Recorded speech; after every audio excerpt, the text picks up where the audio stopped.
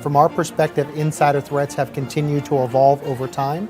As you said, it's been a significant amount of time we've been researching insider threats because there's so many different variants of insider threats to organizations.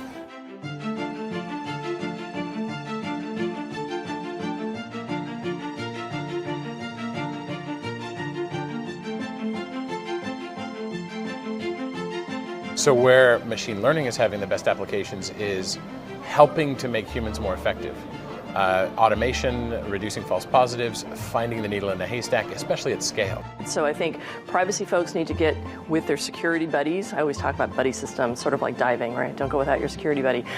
So that you can look at the requirements and practices to make sure the compliance is just not a question. Hi everyone, John Kindervog for Cyber Ed. This is Zero Trust 101. For the last 14 years, my life has been consumed by Zero Trust.